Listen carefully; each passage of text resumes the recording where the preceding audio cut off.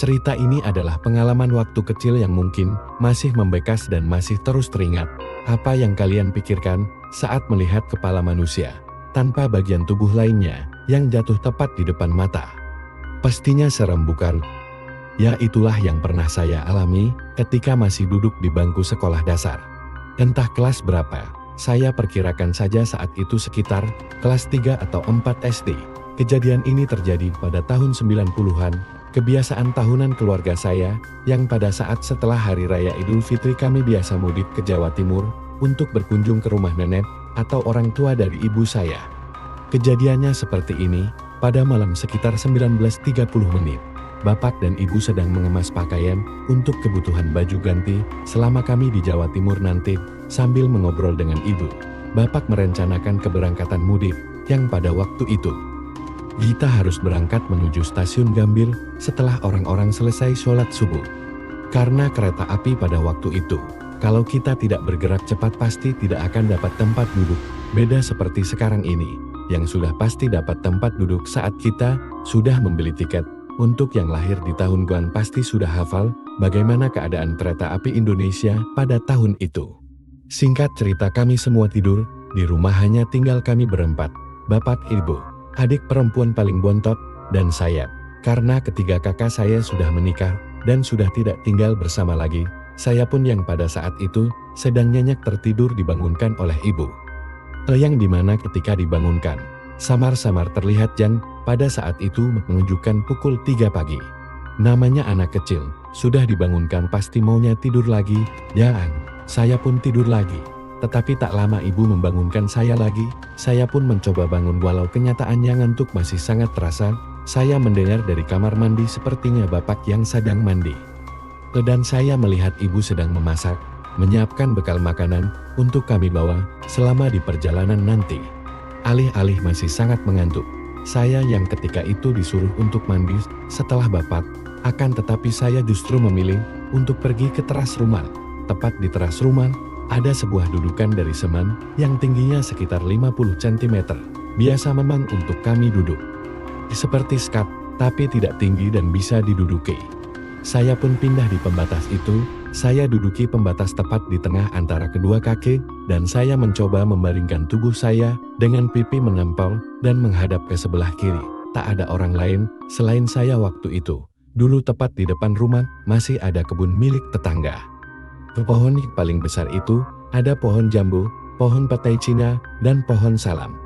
Ketika saya tidur-tiduran di pembatas itu, saya mendengar suara ibu meneriaki saya, menyuruh saya bergegas untuk mandi. Tapi tak saya hiraukan.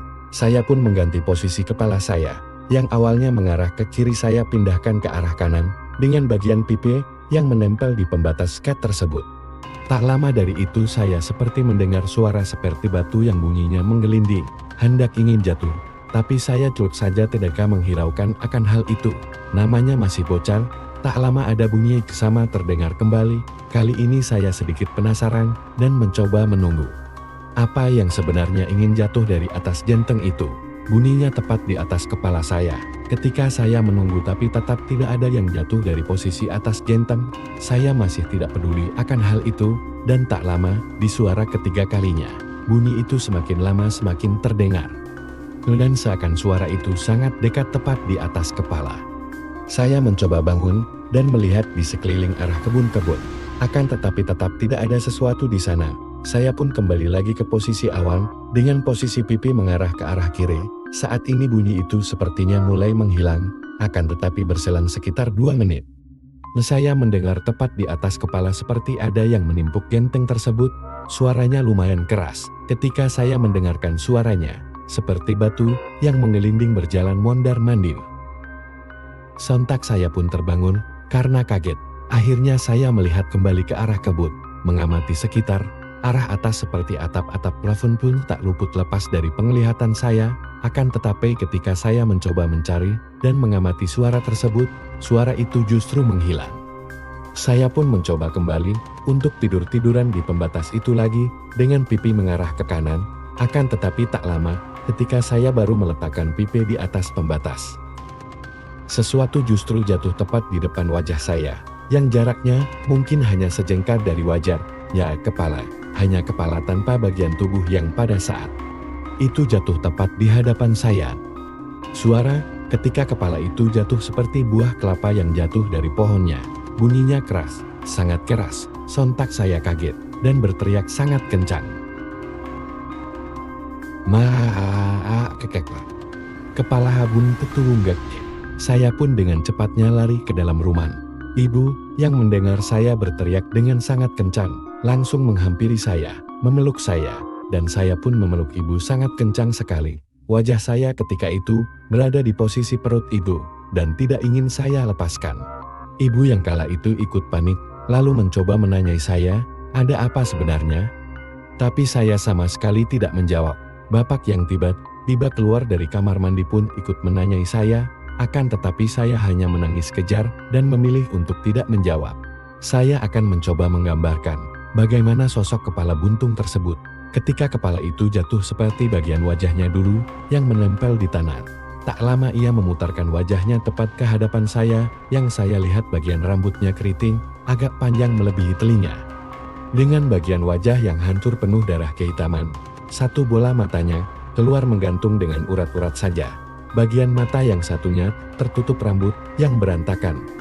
Masih pada waktu kejadian, tepat pada waktu itu, saya pun, kalau kata orang itu SAWR, ibu memberi saya minum, tapi saya menolaknya, hanya menangis terus-menerus yang saya lakukan. Singkat cerita, jam sudah menunjukkan pukul 5 pagi. Kami bergegas berangkat. Berjalan kaki dari rumah menuju jalan raya. Sesampainya di jalan raya, kami pun menunggu angkutan umum berupa Patas Aceh. Sepanjang perjalanan saya hanya diam, tidak mau makan, tidak mau bicara. Sampai di tempat tujuan pun saya masih diam. Di kampung halaman, saya lalu diobati oleh nenek saya sendiri. Tak lama saya tertidur dengan sendirinya.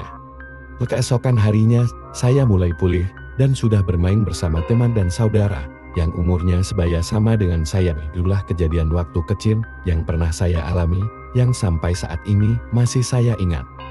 Menurut beberapa sesepuh atau tokoh masyarakat di tempat saya tinggal, yang sampai saat ini masih saya tinggali, tempat ini dulunya adalah jalur atau jalannya orang-orang berperang pada zamannya.